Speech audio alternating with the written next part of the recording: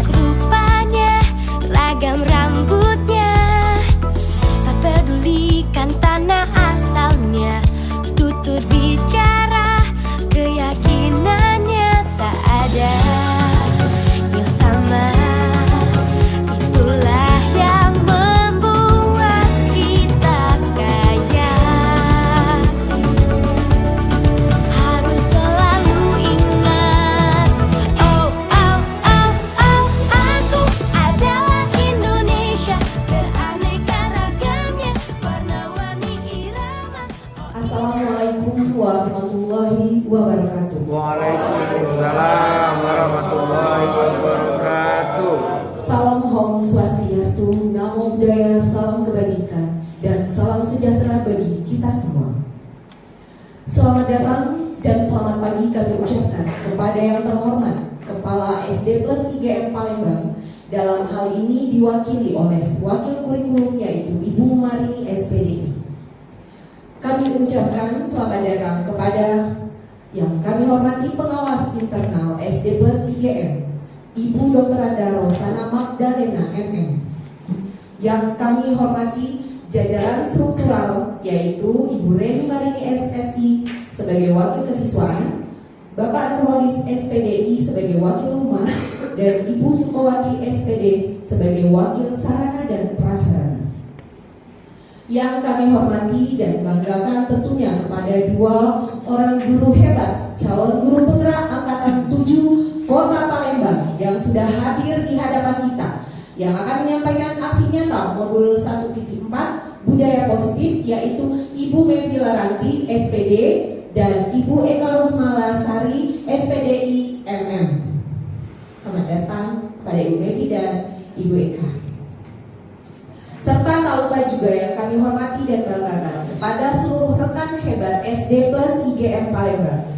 Selamat datang semua dalam acara pengimbasan modul 1.4 budaya positif di sekolah kita dengan tema dengan penerapan budaya positif di sekolah kita, ciptakan proses pembelajaran yang aman dan nyaman, oleh calon guru penggerak Angkatan 7 Ibu Mevi Laranti SPD dan Ibu Eka Rusmala Sari SPDI MM di SD Plus IGM Palembang pada hari ini Rabu 14 Desember 2022. Memulai acara akan kami bacakan susunan acara pada hari ini, yang akan diawali dengan pembukaan, kemudian dilanjutkan dengan sambutan-sambutan berlangsung dengan lancar dan juga bermanfaat bagi kita semua yang hadir. Marilah kita bersama-sama memulai acara ini dengan membaca basmalah. Bismillahirrahmanirrahim. Maaf ya, Wakil Kurikulum SD Plus IGM Palembang akan memberikan sambutan pada hari ini. Kepada Ibu Marini kami persilakan. Assalamualaikum warahmatullahi wabarakatuh. Waalaikumsalam warahmatullahi wabarakatuh. Salam sejahtera bagi kita semua.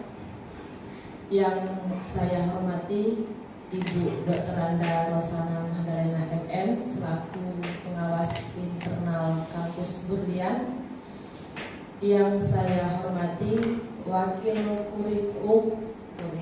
Wakil Kepala Sekolah Bagian Humas, Wakil Kepala Sekolah Bagian Sapra.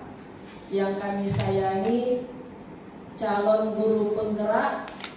Dalam ruangan ini sudah ada 3 orang.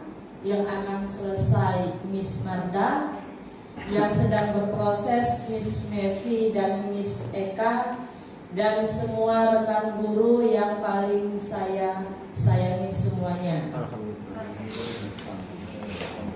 Bersyukur pada hari ini karena kesehatan kita dapat berkumpul atas berkat rahmat Allah, bersalawat kepada Rasulullah SAW yang dapat memberikan rahmat, dapat memberikan syafaatnya nanti. Bersyukur juga kita berada di lembaga SD Plus IGM dalam naungan Yayasan Indo Global Mandiri. Saya mewakili kepala sekolah yang seyogianya hadir pada hari ini, namun mendapatkan undangan dari Dinas Kota Palembang, ingin menyampaikan pesan beliau bahwa kepada Miss Mevi dan Miss Eka serta Miss Marda yang telah menjalani proses calon guru penggerak, sekolah berharap besar di tangan kalianlah agent of change menggerakkan transformasi pendidikan di SD kita ini. Diharapkan dapat menjadi pemimpin pembelajar, menjadi inovator pendidik yang dapat menerapkan hal-hal positif dan menularkannya kepada semua pendidik di SD plus IGM. Dan kepada semua rekan-rekan juga saya sampaikan pesan beliau agar kita dapat melanjutkan perjuangan calon guru penggerak selanjutnya. Mungkin itu saja yang dapat saya sampaikan. Saya ucapkan terima kasih kepada Miss Mevi dan Miss Eka yang telah mengimbaskan materi CGP-nya. Saya ucapkan juga bersyukur kepada Tuhan Yang Maha Kuasa, karena pada pagi hari ini kita masih diberi kesempatan untuk bertemu, dan kemudian ini adalah momen yang penting yang kita lihat pada saat ini adalah mengenai aksi nyata ya dari program pemerintah, di mana CGP calon guru penggerak itu yang sudah terpilih berarti itu melalui seleksi ya. Jadi kalau CGP itu melalui seleksi, kami sebagai pengawas internal berharap dari awal juga sudah seperti itu, harapannya besar sekali. Seluruhnya guru kita nanti akan mendapat kesempatan menjadi CGP. CGP ini yang baru berproses adalah Miss Mevi bersama Miss Eka. Dalam hal ini saya mohonkan kepada tim struktural, terutama kepada seluruh guru yang berada di SD Plus IGM ini, apabila ada teman yang mengikuti program CGP, kita juga mesti punya semangat untuk menjadi pengikut peserta CGP berikutnya. Yang kedua, seluruh CGP itu diharuskan oleh program pemerintah untuk membuat aksi nyatanya. Nyatanya bagaimana? Aksi nyatanya ini satu saat sekarang ini adalah Miss Mevi bersama dengan Miss Eka akan mengimbaskan budaya positif. Apa yang mereka terima itu yang diimbaskan saat sekarang ini. Tolong adik-adikku, teman-teman guru sekalian, apa yang diimbaskan itu terima dengan segala keikhlasan, kemudian terapkan dengan segala semangat. Jadi kalau kita udah menerima ikhlas, pasti kita punya niat untuk melaksanakannya, menerapkannya. Dalam hal ini salah satu contoh, tadi saya sempat bertanya kepada Miss Eka dan Miss Mevi, apa sih budaya positif itu? Yang saya terima tadi budaya positif itu yaitu bahwa kita ya harus, salah satu contohnya harus mempunyai atau membuat seperti keyakinan atau komitmen kelas. Berarti antara guru dengan siswa, mungkin itu sudah mengenai disiplin dan lain sebagainya. Tidak jauh beda seperti kurikulum 13, menanamkan karakter. disiplinnya sudah di situ, kerjasamanya dan lain sebagainya. Kemudian saya tanya lagi, ada segitiga restitusi katanya. Tolong dipahami ini. Kalau saya ngobrol tadi dengan CGP ini, bahwa itu semuanya ada di dalam kurikulum 13. Cuma sekarang ditata lebih baik. Ya. Kemudian ada posisi 5 kontrol guru. Ya. Berarti kalau berkata dengan kontrol, di situ kita harus mampu ditiru dan digugu, memberi, menerima, menerapkan, mengevaluasi, menindaklanjuti. Jadi mohon adik-adikku, rekan-rekan guru di sini, kita saling mendukung. Budaya apa sih positif itu nanti tolong catat poin-poinnya. Kemudian di dalam bidang mana, di dalam gerak yang mana kita harus menerapkan hal itu. Jadi jangan nanti ada pikiran, wah orang mereka kok yang CGP. Tidak bisa. Harus kita dukung karena kita adalah bagian dari lembaga ini. Karena kita adalah guru di lembaga ini. Jangan ada prinsip pembiaran. Biarkanlah, itu tidak baik. Mulai dari diri sendiri dulu, ya. Memahami apa itu budaya positifnya nanti akan disampaikan oleh kedua narasumber kita di depan. Nah, yang terakhir, Ibu hanya mau menegaskan nanti selanjutnya di dalam prosesnya Miss Mepi dengan Miss Eka dan Miss Marda, tolong nanti dicatat bagian-bagian mana yang menjadi kendala, apa yang bisa saya bantu untuk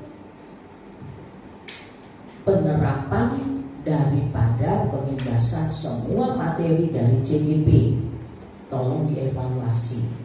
Kemudian guru juga boleh mengevaluasi. Oh, CGP itu begini, kurang ininya, kami mau minta ini, boleh enggak? Kita punya komunitas belajar di sini. Mereka ini nanti akan menjadi sumber informasi buat kita yang belum ikut CGP. Kalau saya pribadi tidak main kalah dengan orang lain, bukan ambisius ya, tapi saya nggak mau ketinggalan dengan orang lain. Orang lain itu bisa tampaknya bagus, bisa berhasil dengan nilai hampir 100. Saya kok 85, 80, jadilah. Jangan pulau asal-asalan. Sehingga apa yang dikatakan menjadi guru profesional itu dapat terlaksana. Kesimpulannya cuma satu. Mari kita berubah. Berani berubah. Mari kita terapkan perubahan kurikulum, apalagi kurikulum merdeka yang saat sekarang ini. Semua sudah sangat simpel, saya lihat. Tidak ribet lagi. Pahami nanti semuanya, percaya pada saya bahwa istilah-istilah yang muncul itu adalah penegasan dari kurikulum-kurikulum sebelumnya. Setiap ganti menteri akan berganti kurikulum. Itu yang biasa dikatakan oleh publik. Tapi bukan itu. Setiap pemegang keputusan mempunyai kehendak, mempunyai rencana yang terbaik. Oleh sebab itu, kalau ada perubahan kurikulum, itu karena mau menuju perubahan yang lebih baik lagi, yang lebih maju lagi. Lihatlah saat sekarang ini, tertinggal kita kalau nggak ikut medsos, tertinggal kita kalau nggak bisa IT, tertinggal kita. Yang sudah kita tunggu-tunggu, ya, sesi berikutnya yaitu penyampaian materi pengibasan aksi nyata modul 1.4 budaya positif yang akan disampaikan oleh Ibu Melvi Laranti SPD dan Ibu Eka Rosmalasari SPDI MM. Untuk yang pertama ini akan disampaikan oleh Ibu Eka Rosmalasari SPDI MM. Kepada Ibu Eka kami persilakan. Assalamualaikum warahmatullahi wabarakatuh. Ya, saya doakan semoga rekan-rekan yang menjawab salamnya dengan semangat cepat mendapatkan rezeki yang berlimpah. Berarti diulang lagi ya salamnya. Assalamualaikum warahmatullahi wabarakatuh.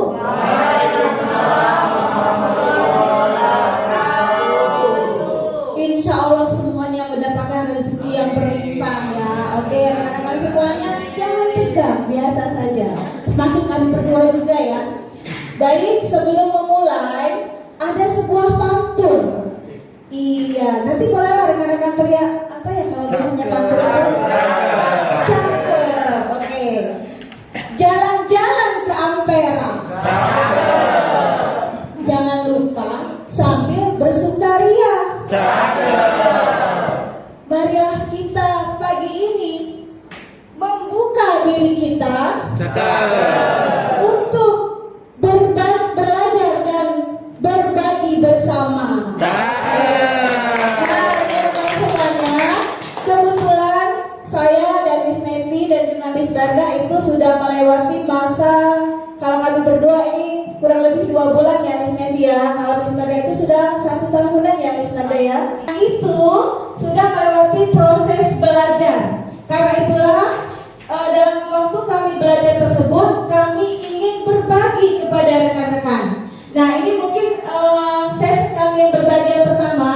Jadi kami akan berbagi dengan judul mewujudkan budaya positif di sekolah.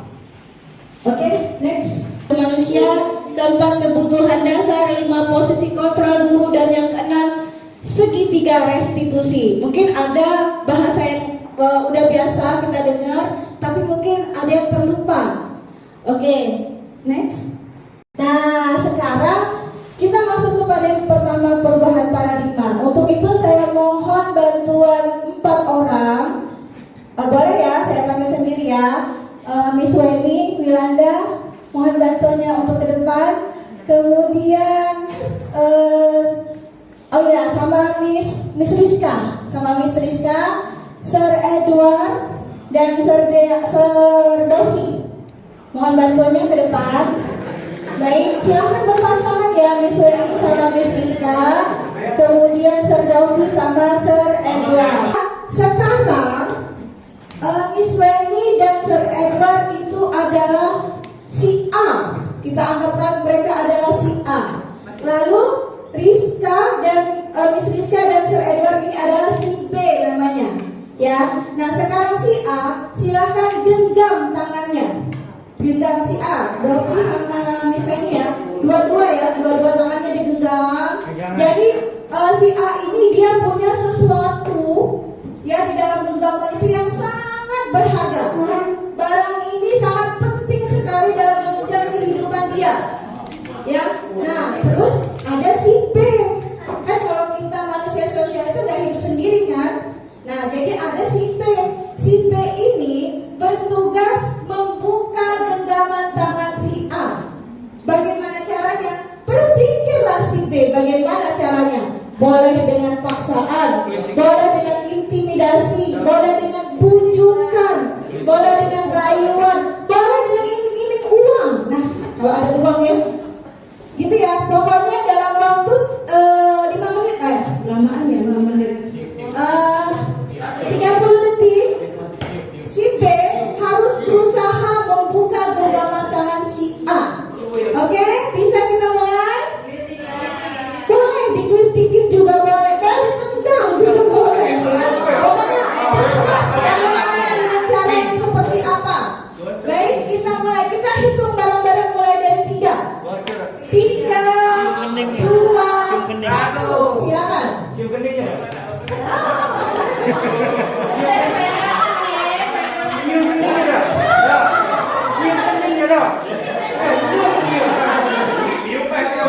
Jampi ya, jampi.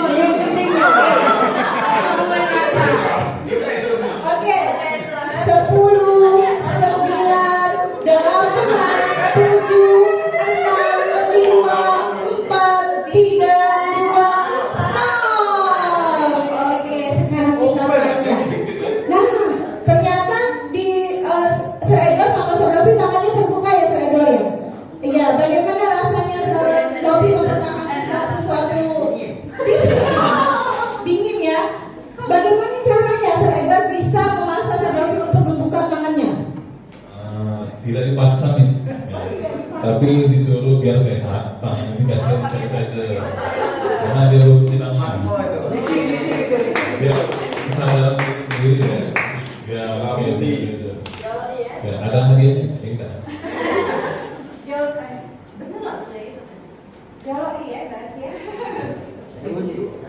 Dibujuk dengan rayuan. Oh, berhasil kan ternyata ya. Yang penting berhasil ya Sir Edward ya.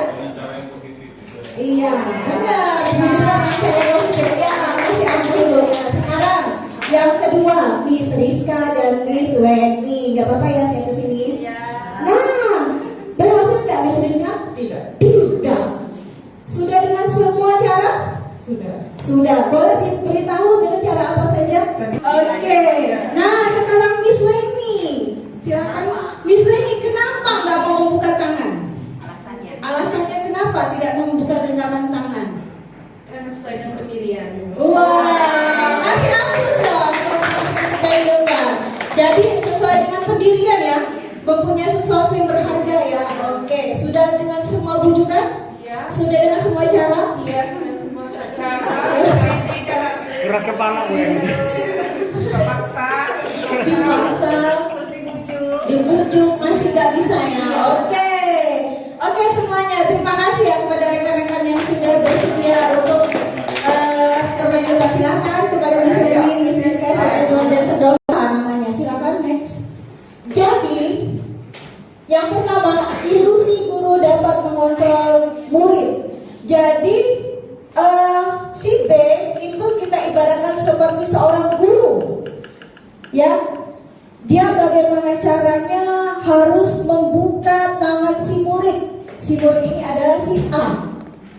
Dengan semua macam cara, ada yang dengan bujukan, ada yang dengan paksaan, ada yang dengan hukuman, ada yang dengan rayuan, bahkan mungkin juga dengan iming-iming. Bisa juga seperti itu. Nah, itulah ilusinya bahwa guru itu dapat mengontrol murid. Jadi kita berpikir bahwa kita ini guru bisa mengontrol murid. Itu paradigma yang tercipta di diri kita masing-masing. Kemudian yang kedua, ilusi bahwa semua penguatan positif, efektif dan bermanfaat. Itulah dengan bujukan tadi. Jadi kita berpikir, oh saya ini kalau memberikan ini kepada murid, mereka pasti mau membuka diri. Iya betul, bagi murid yang termakan bujukan. Tapi bagaimana dengan murid tidak termakan bujukan? Itulah seperti kejadian Miss Weni dan Miss Rizka tadi.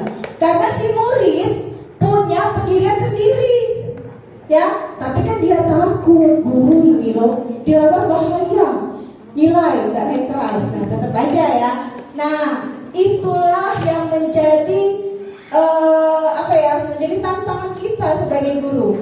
Memang bujukan itu efektif memang, tapi dalam jangka waktu yang pendek. Tapi dalam jangka waktu yang panjang itu malah bisa berbahaya.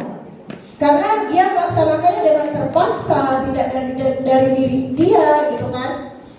Kemudian yang ketiga, ilusi bahwa kritik membuat orang merasa bersalah dapat menguatkan karakter.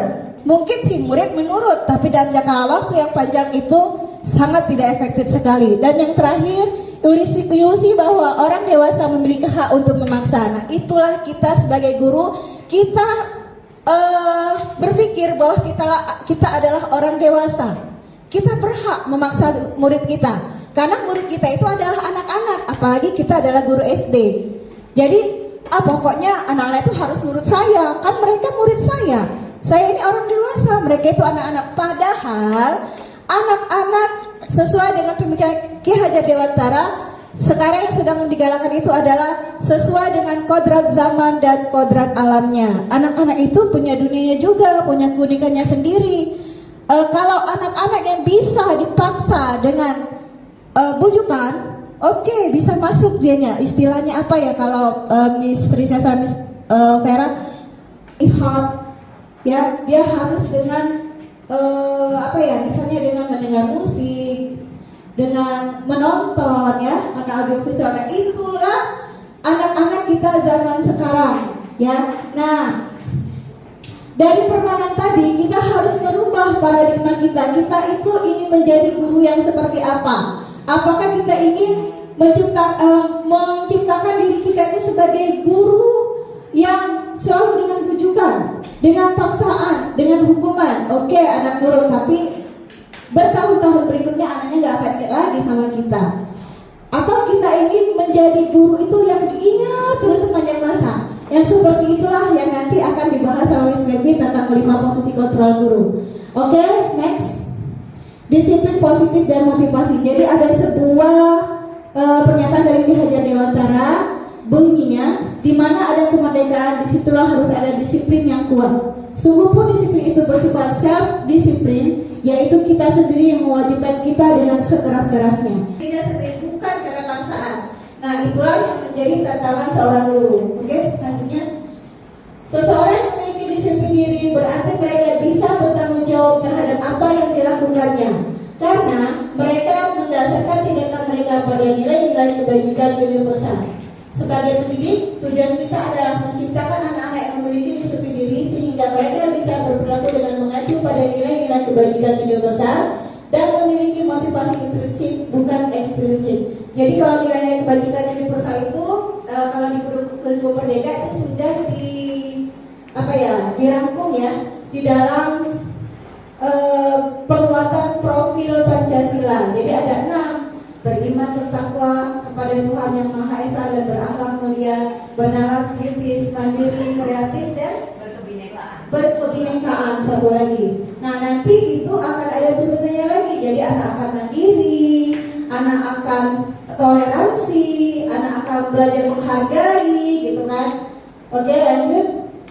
Motivasi manusia itu, jadi manusia itu sebenarnya punya motivasi sendiri, walaupun dia anak-anak. Pertama, menghindari ketidaknyamanan atau hukuman. Kedua, mendapat imbalan atau penghargaan dari orang lain.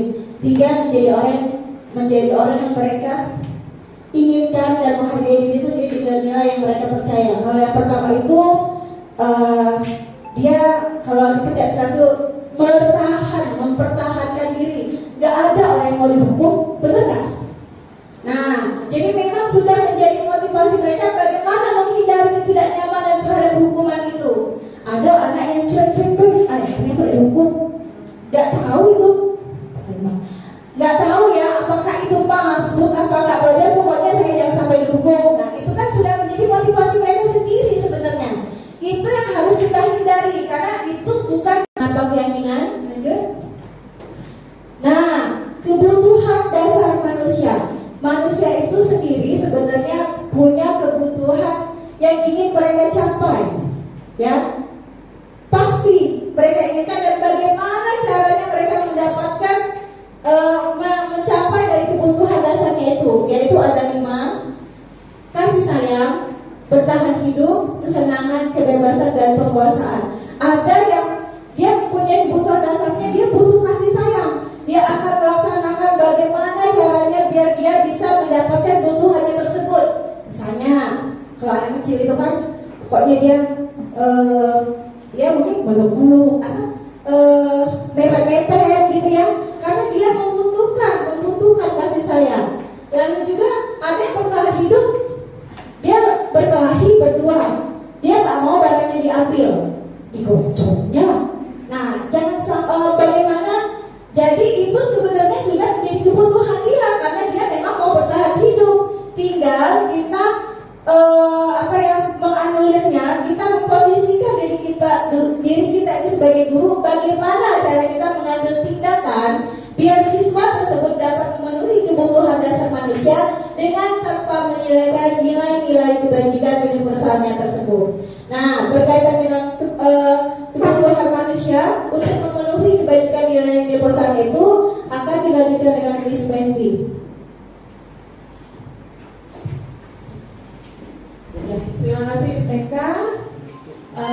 Untuk semakin mengetahui atau semakin kita tahu prakteknya dalam kehidupan sehari-hari atau dalam proses pembelajaran, nah ini akan ada video tentang kebutuhan dasar manusia.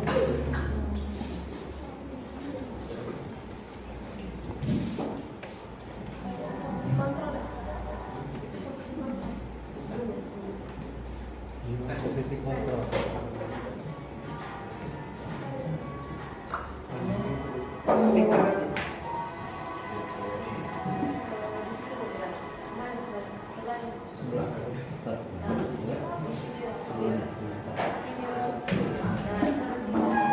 Di selat itulah rasanya.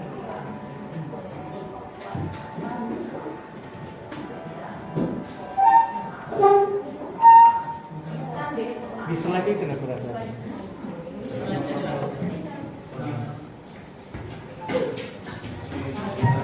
Nah, ini silahkan ditonton dulu, kita pahami bersama. Kebutuhan dasar yang mendasari perilaku murid. Pada video kali ini kita akan membahas tentang 5 kebutuhan dasar manusia.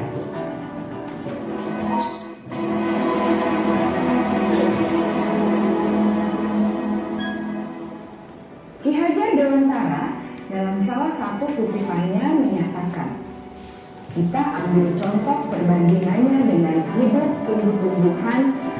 Seorang petani dalam hakikatnya sama kewajibannya dengan seorang pendidik yang menanam padi misalnya. Hanya dapat menuntun tumbuhnya padi. Ia dapat memperbaiki kondisi Ya, ini filosofi dari Ki Hajar Dewantara dan yang sekarang lagi booming, yang sekarang lagi jamur-jamur yang mengganggu hidup tanaman padi dan lain sebagainya.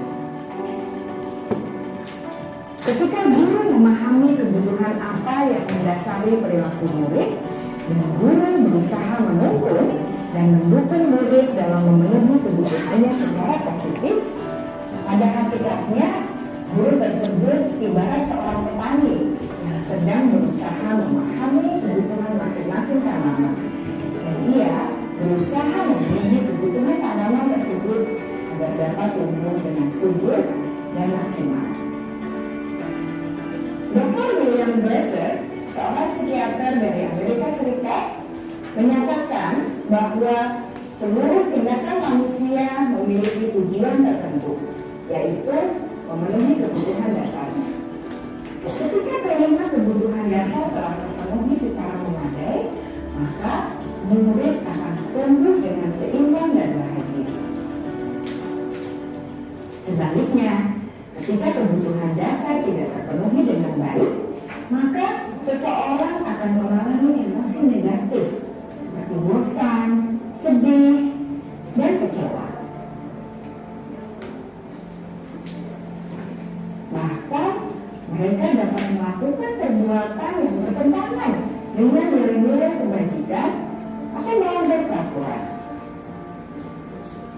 Dengan kata lain, perilaku buruk seseorang biasanya adalah respons dari kebutuhan yang tidak terpenuhi.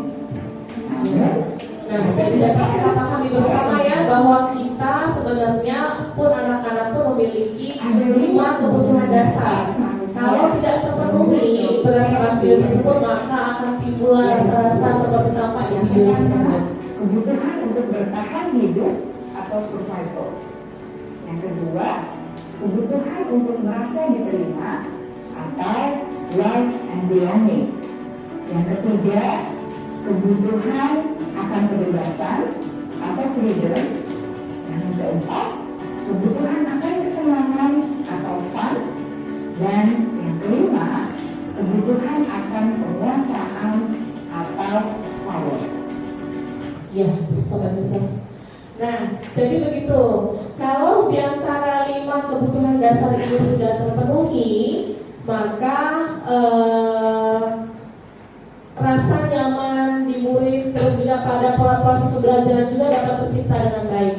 Kalau kita mengingat dari kebutuhan dasar manusia yang lima tadi, baik itu untuk anak-anak maupun untuk kita sendiri, sebenarnya manusia itu punya 5 kebutuhan dasar tersebut yang harus kita pahami bersama. Di antaranya tadi ada yang masih ingat? Yang pertama,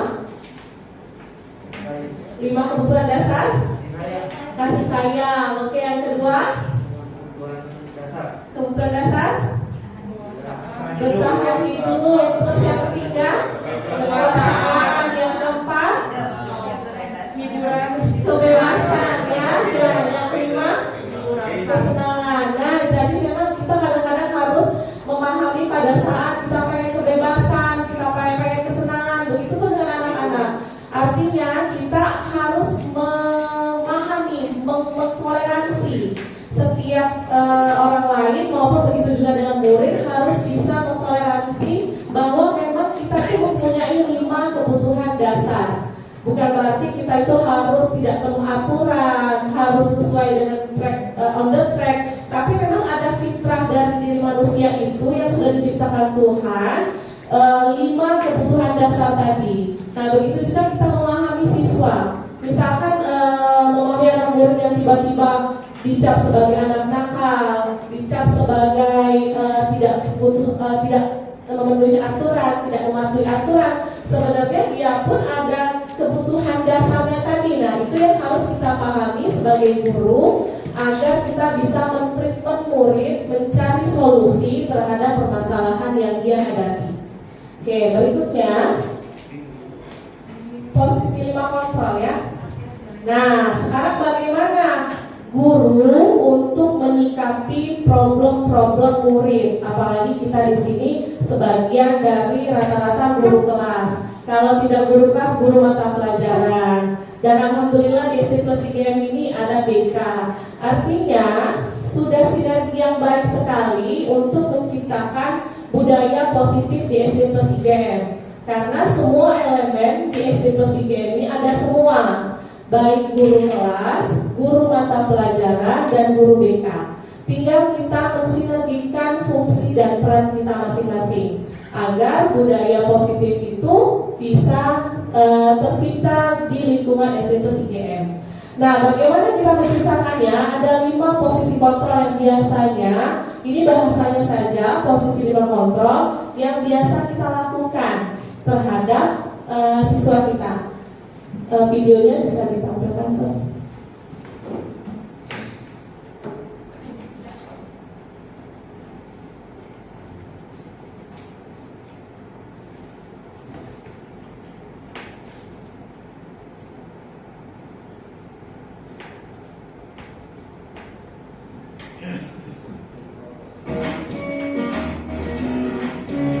Nah, ini ada cara-cara menangani siswa dalam 5 posisi kontrol kita.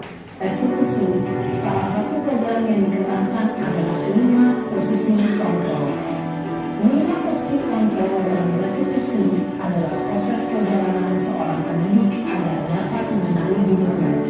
Pada video kali ini, kita akan membahas tentang 5 posisi kontrol yang dikembangkan oleh Diane Dawson dan contoh penerapannya.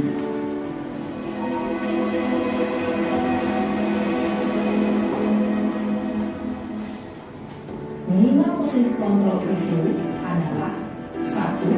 Posisi menghukum. 2. Posisi pembuat merasa bersalah. 3. Posisi teman. 4. Posisi memantau atau monitor. Dan 5. Posisi manajer. Untuk lebih memahami kelima posisi tersebut, mari kita saksikan kasus Naren yang terlambat hadir 20 menit di sekolah dan melihat bagaimana kelima posisi kontrol dalam menghadapi masalah tersebut. Ya, posisi pertama, posisi penghukum. Ini sering yang kita lakukan, termasuk diri saya sendiri mungkin, ya.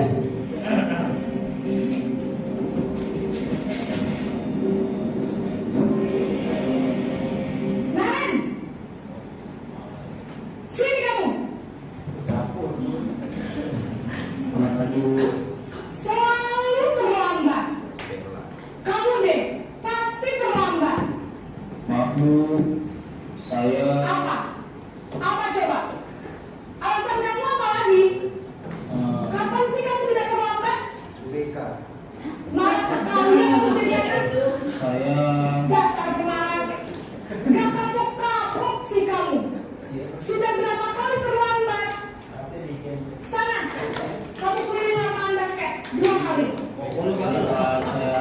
masuk lapangan basket, Bu. Kenapa? Kamu lawan ibu? Berani-beraninya jawab. Sudah terlambat, masih berani jawab pula.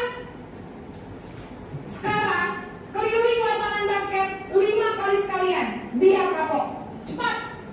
Pergi sana ke lapangan basket. Posisi itu posisi penghukum. Nah, itu ciri-cirinya ya, menghardik, menunjuk-nunjuk, berkaca pinggang, membentak. Hukumannya verbal ataupun fisik. Ibu dan bapak guru hebat. Dampak yang terjadi pada murid ketika dia berada pada posisi terhukum adalah murid cenderung akan memberontak, bahkan menyimpan dendam. Nah, itu dampaknya ya. Tidak kita sadari mungkin, dan mungkin pun saya sering melakukannya. Nah, ini yang kedua, posisi pembuat merasa bersalah.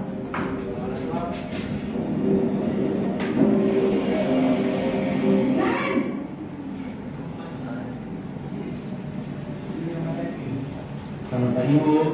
Naren, kamu kenapa terlambat lagi, nak?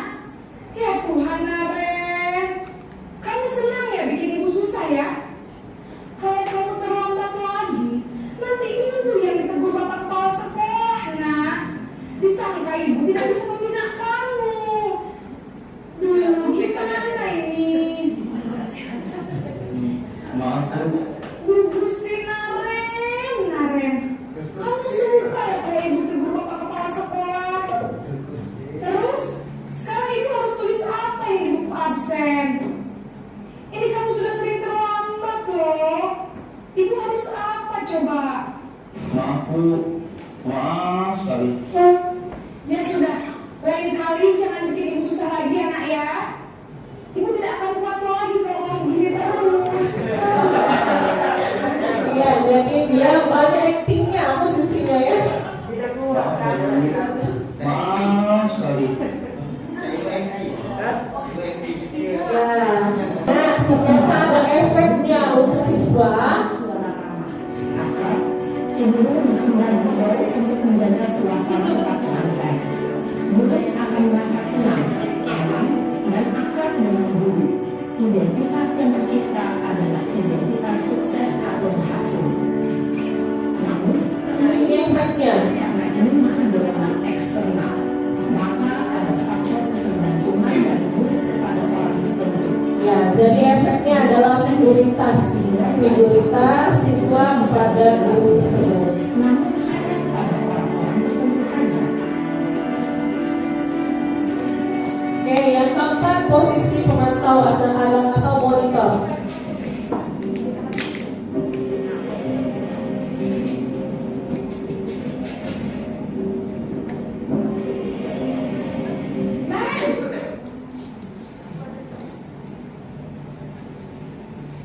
Selamat pagi, Bu. Naren, apa peraturan sekolah kita tentang jam berapa kita harus masuk sekolah, nak? Kita harus di sekolah jam 7, Bu. Iya betul, sekarang sudah jam 7.20. Naren sudah tahu konsekuensinya jika terlambat hadir. Paham, Bu. Saya harus tinggal kelas pas jam istirahat selama 20 menit. Iya benar, konsekuensinya demikian. Jadi nanti jam 9.30 pas istirahat, kamu harus tinggal di kelas, kerjakan tugas tambahan untuk ketertinggalan kamu, ya? Baik, Bu. Posisi pemantau mengandalkan penghitungan atau data untuk mengontrol murid. Ya, dia posisi pemantau ini pakai data, semuanya memakai data. Seorang pemantau menunjukkan bahasa tubuh dan ekspresi wajah yang datar dan cenderung formal.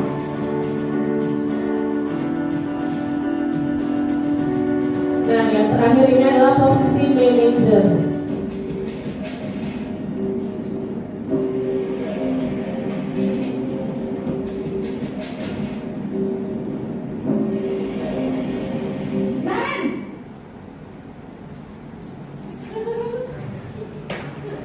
Selamat pagi, Bu. Selamat pagi, Naren. Maaf, Bu. Saya terlambat. Iya, sekolah masuknya jam 7, sekarang sudah jam 7.20. Jadi sekarang bagaimana ini Naren? Maaf Bu, saya lupa setel alarm saya semalam. Baiklah, menurut kamu, keyakinan sekolah yang mana yang perlu kamu tingkatkan? Menghargai diri sendiri dan orang lain mungkin ya Bu. Setuju. Jadi, apakah Naren meyakini prinsip saling menghormati tersebut? Iya Bu, saya meyakininya. Apakah Naren bersedia memperbaiki masalah keterlambatan ini? Bersedia Bu. Bagaimana kamu akan perbaiki masalah keterlambatan ini? Saya akan coba untuk tidak lupa menyetel alarm saya Bu. Baik, kalau Naren lupa menyetel alarm di rumah, ada orang yang kira-kira bisa bantu mengingatkan tidak? Ada Bu, kata saya, Kak Emma. Ada lagi selain Kak Emma? Selain Kak Emma, ada ibu saya. Baik, jadi yang mengingatkan Naren adalah Kak Emma dan ibu kamu ya? Kira-kira akan mulai set alarm kapan nih Naren? Setelah pulang sekolah, akan segera saya lakukan.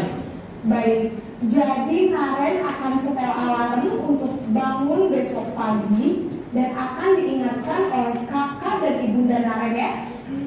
Ada lagi yang mungkin perlu dilakukan Naren agar tidak terlambat bangun lagi? Tidak ada Bu. Baik Naren, terima kasih untuk kerjasama kamu. Sekarang kamu perlu kembali ke kelas untuk belajar. Baik Bu, terima kasih. Di stop saja. Nah, jadi itulah 5 posisi kontrol. Dari kelima posisi tadi, baik itu yang pertama, ada yang ingat apa? Penghukum. Yang kedua, membuat rasa bersalah. Yang ketiga, teman. Yang keempat, ya pemantau atau monitor. Dan yang kelima adalah manajer. Di antara 5 posisi kontrol itu kita yang mengontrol murid, berarti kita sebagai pelakunya. Di antara 5 tadi yang paling baik kira-kira siapakah di antara 5 tadi? Manajer. Ada yang 1, tunjuk tangan. Yang 2, kita sepakat semua manajer. Posisi kontrol 5. Ya, oke. Kalau sudah posisi manajer, artinya posisi itulah yang paling ideal. Kenapa? Karena pada tayangan tersebut bisa disimpulkan tidak apa bedanya di antara masing-masing posisi kontrol tersebut, baik dari pembuat hukuman, yang kedua pembuat rasa bersalah, yang ketiga tadi apa yang ketiga? Teman, yang keempat itu monitor atau pemantau, dan yang kelima adalah manajer. Ada tidak pembeda di antara masing-masing posisi kontrol tersebut? Yang membedakannya apa? Sehingga kita menyimpulkan bahwa posisi manajer itulah yang paling ideal atau yang paling baik yang harus kita perankan terhadap siswa kita. Ada yang bisa? Bedanya? Oke, kalau sebagai penghukum lebih cenderung gimana tadi si guru tadi? Marah-marah. Oke, yang kedua, posisi kontrol yang kedua sebagai pembuat rasa bersalah. Apa cirinya kalau dari video tadi? Memelas, acting ya, jadi sehingga si anak tadi merasa bersalah dengan kata-katanya. Terus kalau yang ketiga sebagai teman, posisi kontrol tersebut apa kira-kira yang spesifik yang membedakan dengan yang lain? Kalau lihat dari tayangan tadi, kalau untuk teman, bahwa dia si guru tadi memposisikan layaknya hubungan yang baik. Si guru lebih ke problem solvernya si anak tadi, tapi dalam hal melindungi kesalahan anak. Dia yang center, bukan anak yang center. Kalau untuk teman. Nah, kalau yang keempat pemantau atau tadi monitor, dia selalu memakai data. Sifatnya agak menekan siswa. Dan yang kelima tadi adalah posisi kontrol yang kelima adalah manajer. Ada ciri khasnya di posisi manajer itu, bahwa guru tersebut mengembalikan semuanya kepada keyakinan kelas. Seperti yang sudah disampaikan di SEK tadi, maka di kurikulum Merdeka itu ada namanya kesepakatan kelas. Kesepakatan kelas akan menimbulkan keyakinan kelas. Nah, di keyakinan itulah yang semua dikembalikan kepada rule-nya atau kepada peraturan yang telah dibuat bersama. Dan si guru tadi nampak ya, tidak ada intervensi kepada siswa atau kamu harus gini ya, kamu harus gini. Tidak ada, tapi dari keinginan intrinsik atau keinginan dari dalam siswa tersebut, tapi digiring oleh guru. Nah, keterampilan seperti itulah yang akan kita pelajari dan akan kita terapkan bersama ke depannya terhadap penanganan kasus-kasus di sekolah kita. Mudah-mudahan dengan ilmu yang kami dapat ini dan kami imbaskan juga kepada semua guru-guru di SMP IGM dapat diterapkan posisi kontrol yang kelima, yaitu posisi sebagai manajer. Karena seperti yang kita ketahui bersama dan seperti filosofis Gedewantara juga, bahwa didiklah anak sesuai dengan kodrat alam dan kodrat sangat, bahwa semua anak-anak sekarang sudah masuk era digitalisasi 4.0 atau yang 5.0. Oke, berikutnya bagaimana sekarang permasalahannya setelah kita mengetahui bahwa posisi manajer itulah yang paling baik cara kita menghadapi siswa, maka bagaimana cara berikutnya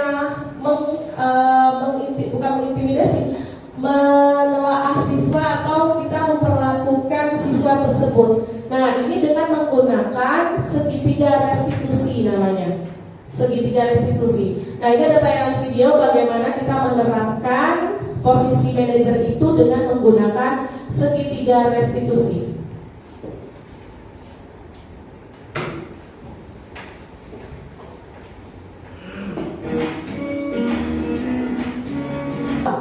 Sekarang copot sepatumu dan silakan belajar tanpa sepatu seharian. Sehingga Sabrina pun dengan berat hati mencopot sepatunya dan memberikannya kepada Pak Lukman. Seharian dia tidak berani berkeliling sekolah karena malu dan lebih banyak berdiam diri di dalam kelas. Oke, nah ini kasus yang biasanya kita temui di lingkungan sekolah kita, di lingkungan pembelajaran kita, di area pendidik kita. Nah, berikutnya pertanyaannya, dalam kasus di atas, sikap posisi apakah yang diambil oleh Pak Lukman? Kalau dari literasi kasus tersebut, kita bisa menyimpulkan ya, kira-kira posisi apakah yang diambil oleh Pak Lukman dari 5 posisi kontrol? Sebagai apa? Penghukum. Oke. Berikutnya, bila Pak Lukman mengambil posisi seorang manajer, apa yang akan dikatakan pertanyaan-pertanyaan seperti apakah yang akan diajukan ke Sabrina? Nah, kalau kita sudah sepakat bahwa di antara 5 posisi kontrol tersebut yang paling baik adalah posisi manajer. Kalau seandainya Pak Lukman tadi memposisikan sebagai manajer, kira-kira pertanyaan yang harus dia sampaikan seperti kasus tadi atau tidak? Iya atau tidak? Tidak ya? Nah, kira-kira apa pertanyaannya seharusnya yang dia sampaikan? Bukan lepas sepatumu atau nggak usah belajar dalam kelas. Kalau nggak bisa ada sepatu itu di hari ini, gitu kira-kira ya. Nah, harusnya apa kira-kira pertanyaannya kalau seandainya kita menempatkan diri sebagai manajer? Ada yang bisa? Roni? Menanyakan menggunakan sepatu apa? Iya, kira-kira kalau misalkan Roni di posisi itu sebagai Pak Lukman terhadap anak dirinya, kayak mana pertanyaannya? Oke, good ya. Beri tepuk tangan untuk Roni. Jadi begitu ya, dengan intonasi yang baik dan menanyakan bagaimana peraturan di sekolah kita. Oke, berikutnya, bagaimana Anda menyikapi langkah yang diambil Pak Lukman mengenai kasus tersebut? Bagaimana Anda menyikapi langkahnya? Harusnya gimana sih Pak Lukman itu? Bersikap seperti itu atau tidak? Tentu tidak ya. Nah, nilai kebajikan apa yang ingin dituju oleh peraturan harus berwarna hitam. Sebenarnya ada nilai kebajikan yang dituju dari kasus tersebut, tetapi tinggal kita memaknainya. Sebenarnya ada yang dituju apa kira-kira kebajikan yang dituju dari kasus tersebut? Nilai kebaikannya disiplin, tapi terkadang cara kita yang salah. Nah, mulai dari sekarang membuka paradigma kita semua bahwa Di antara 5 posisi kontrol tersebut, mulai sekarang kita sama-sama memulai dari diri kita sendiri dan akan berimpact juga kepada lingkungan kita dan kepada anak didik kita bahwa kita harus memposisikan sebagai manajer. Oke, sepakat? Sepakat, ya. Nah, ini beberapa budaya positif yang telah dilakukan sebagai bentuk tanggung jawab kami CGP di SD plus IGF. Jadi ini ada beberapa contoh yang sudah kami lakukan, yaitu membuat kesepakatan kelas. Dan saya yakin juga dari kelas 1 sampai kelas 6 sudah membuat semua. Jadi bukan hanya ditempel saja di dinding-dinding kelas, tapi itu akan ada gunanya ketika kita menempatkan diri kita sebagai manajer tadi. Maka harus diingatkan kembali ke anak-anak itu. Nah, terus budaya positif lainnya yaitu adalah kejujuran dan integritas, inovasi dan keberlanjutan. Itu salah satu yang sudah kami lakukan di SD plus IGF. Dan mudah-mudahan juga teman-teman semua, rekan-rekan semua dapat bersama, bersinergi bersama, membuka paradigma baru akan pola pembelajaran yang sedang terkini. Nah, itu ada quotes.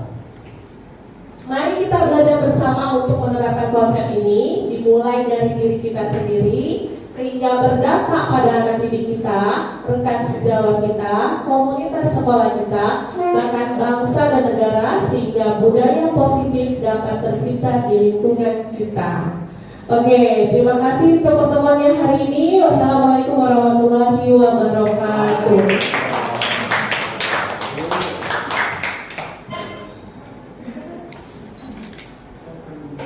Waalaikumsalam warahmatullahi wabarakatuh. Terlambat ini.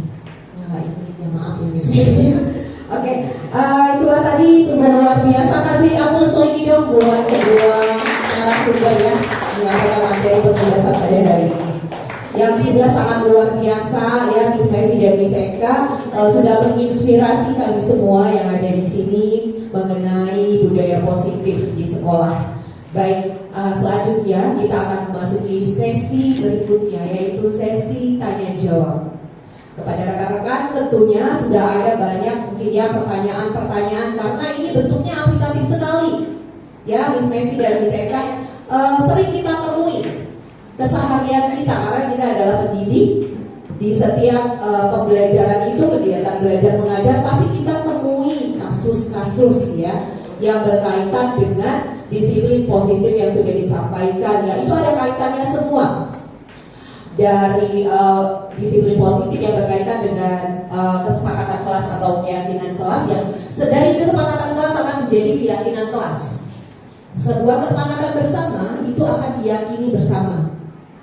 Dengan keyakinan kelas itu semakin kokoh, maka akan menjadi budaya. Nah, tentunya tidak semudah itu, pasti akan ada kasus-kasus ya yang terjadi.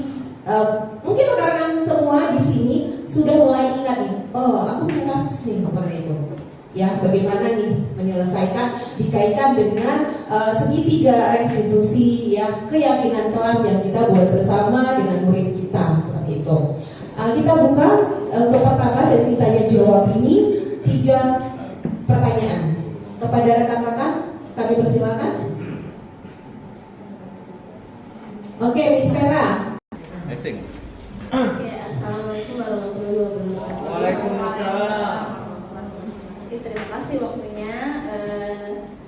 Pertanyaan kami mengenai bagaimana menerapkan konsekuensi yang baik dalam menerapkan disiplin positif sesuai dengan pengalaman Miss Mevi. Sedangkan dalam budaya positif itu tidak ada hukuman. Kemudian dalam sambungannya dengan segitiga restitusi ya restitusi itu pengalaman Miss Mevi sendiri bisa nggak dibagi ke kita yang memposisikan sebagai manajer tersebut? Ada nggak cerita gitu Miss Mevi? Terima kasih, itu saja. Assalamualaikum warahmatullahi wabarakatuh. Bismillahirrahmanirrahim. Assalamualaikum warahmatullahi wabarakatuh. Waalaikumsalam warahmatullahi wabarakatuh. Saya cuma mau minta tanggapan kepada Miss Mevi dan Miss Eka. Untuk di kelas itu peraturannya di kelas 3D khususnya, itu ketika ada siswa yang terlambat itu saya toleransi keterlambatan itu hanya 5 menit. Di atas 5 menit itu saya hukum suruh berdiri di depan untuk menghafalkan perkalian. Nah, itu dan hafalan itu saya sesuaikan dengan kemampuan anak tersebut. Misalkan kemampuan menghafalnya agak lemah, perkalian yang rendah, tinggi, maka tinggi pula perkaliannya. Nah, seperti itu kira-kira. Jadi gimana tanggapannya menurut Miss Mevi? Assalamualaikum warahmatullahi wabarakatuh. Waalaikumsalam warahmatullahi wabarakatuh. Pertanyaan singkat saja Miss Mevi, karena saya mengajar kelas bawah dan kelas atas. Jadi ada posisi manajer sebagai guru. Pertanyaan saya, apakah untuk kelas bawah bisa diterapkan untuk posisi manajer? Karena mengingat tingkat kognitif siswa di kelas bawah itu tidak setinggi kelas atas. Kalau seandainya ini posisi manajer itu tidak bisa diterapkan, lalu posisi apa yang alternatif apa yang kita pilih untuk diterapkan untuk kelas bawah? Itu saja, Miss. Ada anak yang sering terlambat ya, Seroni ya. Namun diberikan hukuman dengan menghafal perkalian, namun disesuaikan dengan kemampuan anak tersebut. Jadi saya tangkap langsung pertanyaan Seroni itu gini, Miss Mevi, benar gak sih gitu? Apakah saya itu melaksanakan hal yang salah ataukah memang sudah sesuai seperti itu?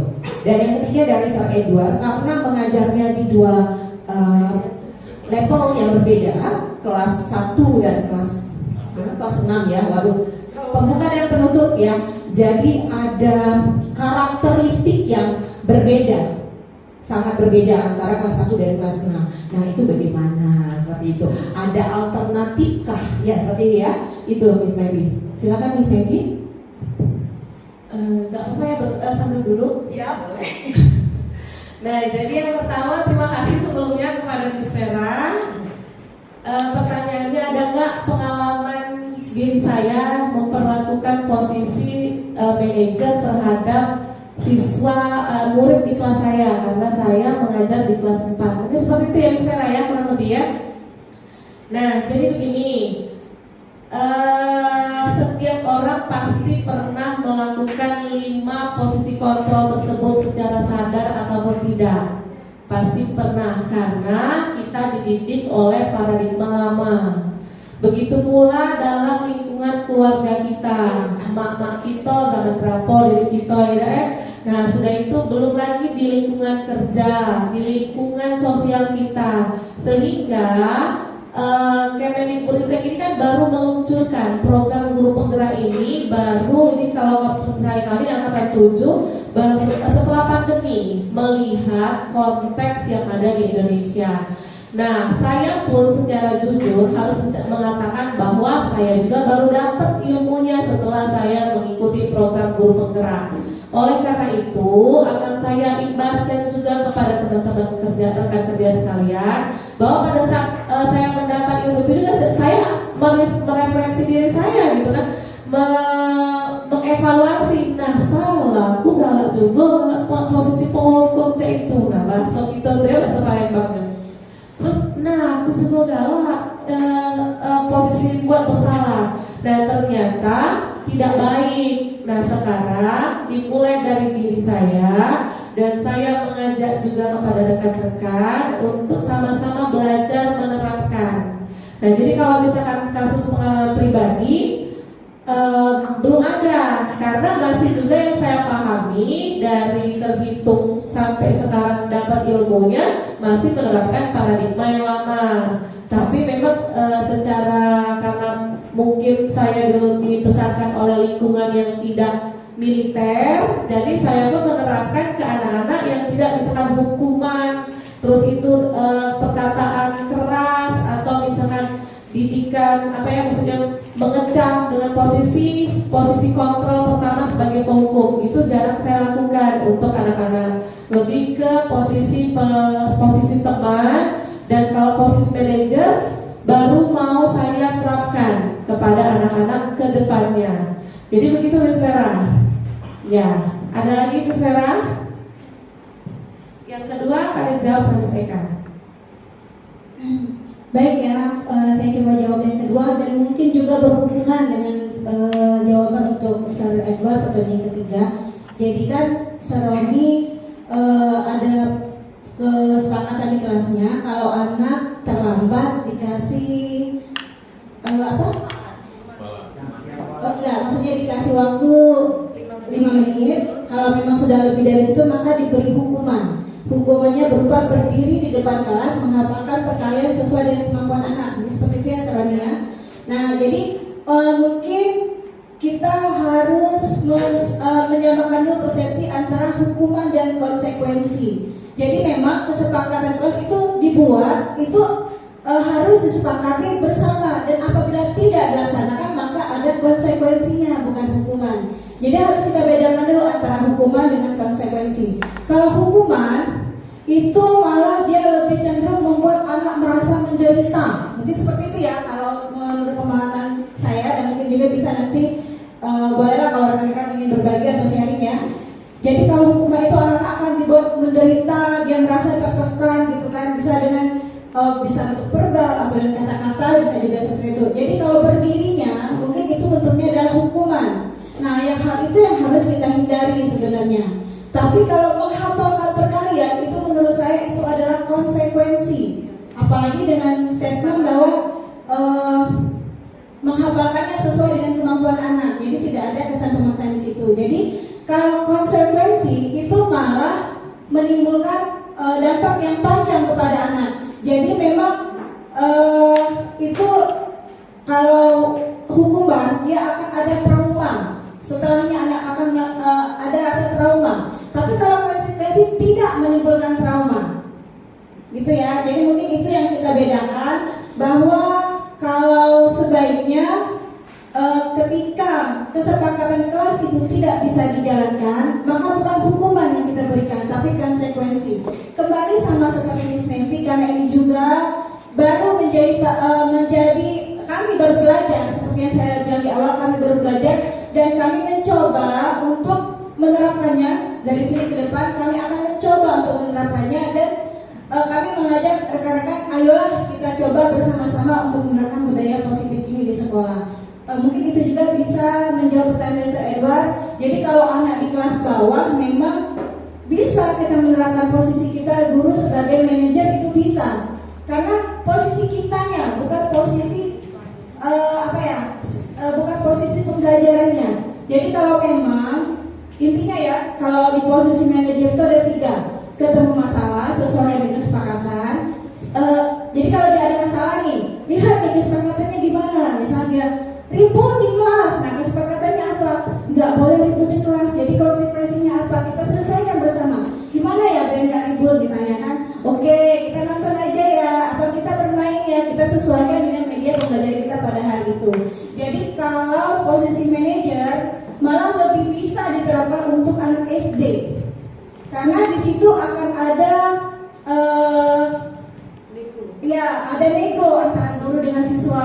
Jadi kan kita ini nggak tahu ya apa kesulitan siswa. Mungkin dia nggak bisa belajar, nggak bisa diam hari ini karena di rumah dia rusing misalnya kan, pagi-pagi emaknya marah-marah. Nah kita nggak akan tahu seperti itu kalau tidak ada komunikasi dulu dengan siswanya. Jadi kita komunikasikan, baru kita cari pemecahannya bersama-sama. Itu kesannya kalau sebagai manajer. Jadi Sir Edward dan juga rekan-rekan yang lain, posisi manajer bisa diterapkan untuk anak yang di kelas bawah. Ya mungkin itu saja Miss Mevi. Ya, mungkin ada berbagi sharing juga Miss Marda, karena Miss Marda ini kan sudah CGP-nya sudah hampir selesai dan sudah 1 tahunan, artinya mungkin bisa nggak Miss Marda berbagi terkait dari ketiga pertanyaan dari rekan-rekan kita. Ya, oke. Miss Mevi terima kasih, Miss Eka terima kasih atas jawabannya tadi yang diberikan, yang dijawab oleh Miss Mevi dan Miss Vera atas pertanyaan dari Miss Vera, Sir Roni dan Sir Edward. Baik. saya di sini berbagi ya, izin ya, Miss Marini, Miss Mevi, Miss Eka dan rekan-rekan semua. Untuk kita mulai dari, saya tertarik dari Seroni dulu, pertanyaan Seroni. Jadi Seroni tadi antara penegasan nih, benar gak sih yang aku lakuin gitu, antara hukuman atau konsekuensi sih yang aku lakuin. Yang perlu kita ingat kembali seperti itu, konsekuensi itu harus satu jalur dengan kesalahan yang tanda kutip ya, kesalahan yang anak lakukan sebenarnya harus sejalan. Misalnya dia terlambat, kita hukum lari, itu kan tidak sejalan. Anak terlambat kita hukum perkalian, kita sudah yakin apa belum tidak meninggalkan trauma terhadap anak-anak tersebut. Kita balik lagi, ada segitiga restitusi itu. Tahapan segitiga restitusi itulah yang kita akan terapkan seperti itu. Yang pertama apa Miss Mevi tadi? Saya agak lupa. Menstabilkan Ya, identitas. menstabilkan identitasnya. Kita tanya tuh. Kita tanyanya seperti yang di contoh video ya. Dengan bahasa bukan menyudutkan, bukan mengejudge atau apapun, tapi kita bahasa pun jangan kenapa kamu terlambat, bukan itu, tapi apa nak yang membuat kamu terlambat hari ini, seperti itu. Bahasa apa dan mengapa itu juga sudah sangat berbeda. Jadi menggunakan kata yang tepat yang mengandung unsur positif sehingga anak itu menangkapnya positif juga gitu. Jadi harus disesuaikan dulu Seroni. Menurut saya, ya maksud kita niat kita baik kok. Penghukum juga sebenarnya punya niat yang baik ya untuk mendisiplinkan. Namun harus sejalan dengan alurnya. Kita tanya kalau misalnya dia terlambat, oh gitu. Jadi sesuai gak sih dengan keyakinan? Seperti kata Miss Mevi dan Miss Eka, nyaman dan aman. Karena tugas pendidik itu hanya melejitkan, mengembangkan potensi yang sudah ada. Melejitkan dan mengembangkan potensi yang sudah ada, potensi dasar. Karena kita dulu gini pemikiran kita bahwa anak-anak itu adalah kertas kosong, tapi enggak. Anak-anak itu bukan kertas kosong, tapi sudah memiliki guratan-guratan halus. Tugas kita lah mempertegas guratan-guratan itu sehingga menjadi nyata. Itulah tugas kita. Seperti itu. Kayaknya sudah mencangkup semua ya. Oke, ada boleh lagi ya Miss Mevi, Miss Eka, atau cukup rekan semua seperti ini. Jadi ini adalah hal yang baru ya, kita sama-sama belajar. Setiap pengalaman itu proses. Belajar itu adalah proses, bukan hanya anak didik yang belajar, kita juga belajar. Dan belajar itu merupakan suatu proses. Seperti kata Ki Hajar Dewantara, kembali lagi kita kembali ke pemikiran Ki Hajar Dewantara seperti tanaman. Tanaman itu dari bibit dulu tumbuh, kemudian baru dia akan terus membesar. Itu pun kalau tidak ada faktor X. Kalau ada faktor X itu yang akan kita selesaikan juga bagaimana caranya. Setelah dia berkembang baru kita bisa menerima hasilnya. Begitu juga kita proses belajar kita. Gak apa-apa, kok ini kayak ada yang salah nih, kita coba lagi. Di mana nih sisi salah gitu Miss Baby? Seperti yang saya lakukan itu. Ada juga anak saya yang terlambat, saya coba dengan segitiga restitusi, Seroni. Tapi kayaknya belum berdampak, PR lagi, gitu. PR lagi. Ada yang kurang nih di antara 3 tahapan ini. Apa? Itu akhirnya seperti penelitian juga Miss Mevi buat kita. Ya, nantinya pengalamannya baik dan kami bertiga sangat mengharapkan kita sama-sama rekan-rekan semua di sini ya, nanti mungkin materinya akan di-share oleh Miss Mevi dan Miss Eka gitu. Kita sama-sama saling berbagi. Nanti kalau misalnya ada pengalaman, karena secara teori itu mudah. Namun setelah kita berada aplikatif dalam studi kasus di lapangan, itu akan lebih berdampak, lebih terasa dan lebih kerasa banget bermakna ya, lebih bermakna untuk siswa maupun untuk diri kita sebagai pendidik, seperti itu. Ya mungkin nanti kedepannya bisa kita adakan di ini kayak ngopi ya di antara kita mengambil posisi sebagai penghukum untuk kasus anak ini yang memang ini yang khusus ya, yang istimewa bahasanya, yang istimewa. Ya, mungkin nanti berikutnya akan dimasukkan dalam program sekolah kayaknya di Suari ya. Iya.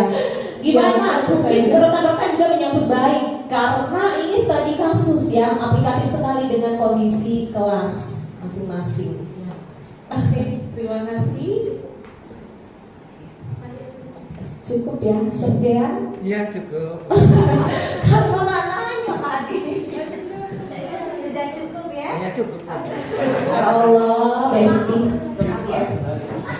Baik, itulah tadi ya sesi tanya jawab yang sudah kita lakukan bersama. Masya Allah, ya senang sekali tanggapan positif dari rekan-rekan semua terhadap apa yang sudah disampaikan, diimbaskan oleh rekan hebat kita, dua rekan hebat kita, calon guru penggerak angkatan 7 Kota Palembang, yaitu Miss Mevi dan Miss Eka. Terima kasih sekali lagi, Masya Allah, ini menginspirasi sekali untuk kami semua. Nah, kita lanjutkan untuk sesi berikutnya, yaitu sesi penutup yang akan ditutup dengan doa. Kepada Sir Andi kami persilakan. Silakan Ustaz Andi, pimpin doanya. Ya, saya Andi. Baiklah, Bapak Ibu guru yang kami muliakan, siapa kita mengangkat kedua belah tangan kita, karena kita belajar kepada Allah Subhanahu wa taala agar kiranya dapat diijabah oleh Allah Subhanahu wa taala. A'udzubillahi minasyaitonir rajim. Bismillahirrahmanirrahim. Alhamdulillahirabbil alamin. Hamdan yuafi ni'amahu kafi mazidah. Ya Rabbana lakal hamdu kama yanbaghi li jalali wajhikal karim wa 'azimi sultanik. Allahumma shalli wa sallim ala sayyidina Muhammadin tibbil qulubi wa dawaiha wa nuril absari wa diya'iha wa 'afidil abadan wa shifaiha wa ala alihi wa sahbihi wa sallam. Allahumma jama'ana hadza jama'an marhuma wa taqabbal minna tafarruqa ma'suma. Allahumma inna nas'aluka al-huda wat tuqa wal afa wal ghina. Allahumma ya Allah ya Tuhan kami, dengan segala keyakinan dan kekhusyukan hati kami mengharapkan kepada-Mu ya Allah agar Engkau jadikan pertemuan kami ini pertemuan yang Engkau rahmati. Dan jadikan pula perpisahan kami nantinya perpisahan yang Engkau berkahi. Alhamdulillahirrahmanirrahim. Ustaz Andi, terima kasih ya. Baik rekan-rekan semua, dengan berakhirnya pembacaan doa tadi, berakhir juga acara pada hari ini. Terima kasih segala perhatiannya. Mohon maaf apabila ada kesalahan. Saya Marda Haryani undur diri. Terima kasih, sampai jumpa di next ya pertemuan selanjutnya.